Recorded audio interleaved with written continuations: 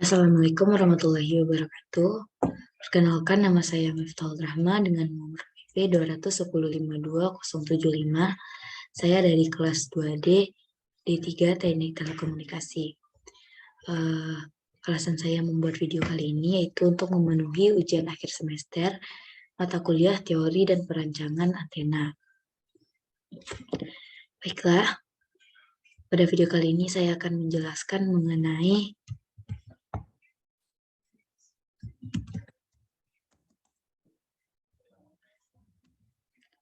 antena microstrip. Yang pertama yaitu pengertian antena microstrip. Antena microstrip adalah suatu konduktor metal yang menempel di atas ground plate seperti yang tampak pada gambar di bawah ini. Antena microstrip ini biasa diaplikasikan pada pesawat udara, pesawat luar angkasa, dan satelit. Hal ini dikarenakan antena ini memiliki ukuran yang kecil dan mudah untuk dipasang pada perangkat. Selanjutnya yaitu karakteristik dari antena microstrip. Antena microstrip terdiri dari strip logam atau metallic strip atau yang dikenal dengan patch yang sangat tipis, yaitu D kecil-kecil 0 lambda yang ditempatkan di atas ground plane dengan ketebalan H kecil-kecil lambda 0 atau biasanya 0,003 lambda 0 kecil dari H kecil dari 0,05 lambda 0. Strip dan ground plane dipisahkan oleh bahan dielektrik sebagaimana yang terdapat pada gambar. Untuk antena microstrip ini terdapat banyak substrate yang bisa digunakan. Dan untuk konstanta dielektrik biasanya bernilai antara 2,2 kecil dari sigma R kecil dari 12. Untuk mendapatkan efisiensi antena dan bandwidth yang lebar yang baik, biasanya dipilih substrate yang sangat tipis dan nilai konstanta dielektriknya berada pada batas bawah dari nilai antara. Antena microstrip ini terkadang disebut dengan antena patch. Elemen paradiasi dan saluran catu dari antena ini dicetak pada papan PCB atau substrate. Paradiasinya biasa berbentuk bujur sangkar, persegi, strip tipis, lingkaran, elips, segitiga, atau bentuk-bentuk lainnya. Selanjutnya yaitu pencatuan pada antena microstrip. Yang pertama, pencatuan microstrip line fed, di mana sebuah strip line langsung terhubung dengan patch atau radiator antena. Jenis pencatuan ini paling mudah untuk difabrikasi. Proses pengaturan penyesuaian lebih mudah dilakukan dengan mengatur panjang inset dan lebih mudah untuk dimanualkan, di mana seperti terlihat pada gambar A. Yang kedua yaitu koaksial line fed. Proses pencatuan ini yaitu dengan menghubungkan bagian core dari koaksial langsung ke bagian patch dan bagian luar dari koaksial dihubungkan ke bagian ground plane, tetapi dengan pencatuan ini menghasilkan bandwidth yang sempit. Pencatuan koaksial line fed ini terdapat pada gambar B.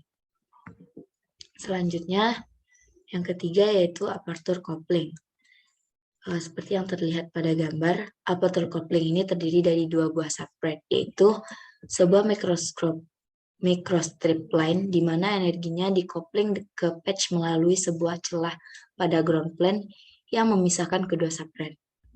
Bentuk seperti ini memungkinkan optimasi yang lebih leluasa pada mekanisme pencatuan dan elemen radiasi. Biasanya digunakan bahan elektrik yang besar pada bagian substrate di bawah. Dan untuk konstanta dielektrik yang lebih kecil untuk bagian substrate bagian atas. Parameter dielektrik dari substrate, lebar satuan catu, dan ukuran slot dapat digunakan untuk melakukan optimasi dari desain. Selanjutnya, mengenai patch persegi. Patch persegi atau antena patch persegi merupakan bentuk yang paling banyak digunakan dan sangat akurat untuk substrate yang lebih tipis. Bentuk antena ini ditunjukkan pada gambar di samping, di mana dalam proses perancangan antena ini terlebih dahulu ditentukan nilai konstanta dielektrik sigma R, Fr, dan H-nya. Berikut adalah persamaan untuk mencari untuk mendesain patch persegi. Yang pertama-tama kita cari W-nya dulu dengan persamaan seperti berikut. Kemudian dicari konstanta elektriknya dengan persamaan yang terdapat pada 82. Kemudian setelah mencari nilai W dan konstanta, dicari nilai delta L-nya seperti persamaan pada gambar 83. Kemudian berikutnya dicari panjang dari patch antena seperti menggunakan persamaan 84. Selanjutnya berikut adalah contoh desain dari antena patch. Untuk masing-masing slot radiasi ditunjukkan sebagai rangkaian ekivalen yang terdiri dari administrasi yang terpasang secara paralel seperti gambar di bawah. Untuk mencarinya, masing-masing slot itu diberi label 1 dan 2, di mana Y1 sama dengan G1 ditambah JB1. Untuk slot dengan lebar W berhingga persamaannya yaitu seperti pada 86 dan 87. Selanjutnya, karena slot 1 dan 2 tadi identik, maka digunakan persamaan berikut, yaitu Y sama dengan 1, G sama dengan G1, B2 sama dengan B1. Sedangkan untuk G1-nya dapat dihitung dengan persamaan 89. Kemudian untuk transformasi administrasi pada slot 2 dapat dihitung dengan persamaan berikut. Y sama dengan G2 tambah JB2 sama dengan G1 kurang JB1. G2 sama dengan G1 dan B2 sama dengan min B1. Selanjutnya, terdapat teknik lain untuk menyesuaikan antara patch dan saluran, yaitu dengan menggunakan inside fade seperti pada gambar, di mana untuk mencari karakteristik impedensinya dapat menggunakan persamaan di bawah ini, yaitu persamaan 813. Kemudian setelah W0 lebar saluran mikroskopik, untuk mencari W0 lebar saluran mikroskopik dengan modul ekspansi, maka resistansi inputnya dapat dicari dengan persamaan berikut, yaitu persamaan 814.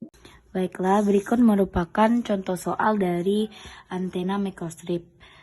Soalnya yaitu rancanglah antena microstrip dengan subret RT per duroid 5880, konstanta elektriknya 2,2, H sama dengan 0,1558 cm atau 0,06625 inci, sehingga beresonansi pada 75 GHz.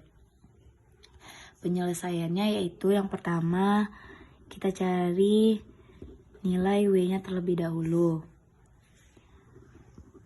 W ini didapat dengan menggunakan persamaan 81 yang terdapat pada teori di PowerPoint sebelumnya. W sama dengan 30 per 2 dikali 75 dikali akar 2 per 2,2 ditambah 1 sama dengan sehingga dihasilkan 0,1582.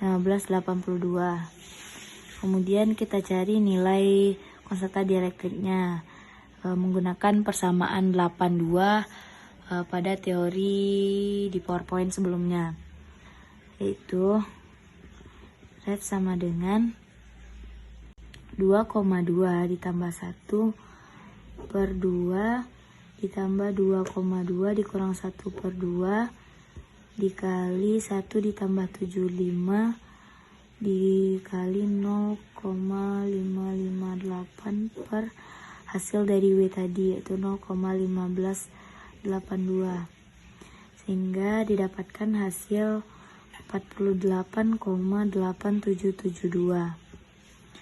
Kemudian selanjutnya kita cari nilai delta L-nya. Delta L ini menggunakan persamaan 83 yang terdapat pada teori di PowerPoint sebelumnya, yaitu 0,1588 dikali 0,412 dikali 48,887 772 ditambah 0,3 dikali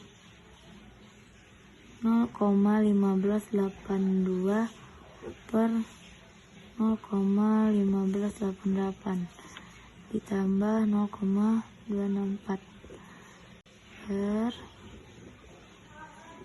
48,8772 ditambah 0,258 dikali 0,1582 per 0,1588 ditambah 0,8 sehingga dihasilkan nilai 0,0654. Dapatkan hasil dari delta L-nya 0,0654.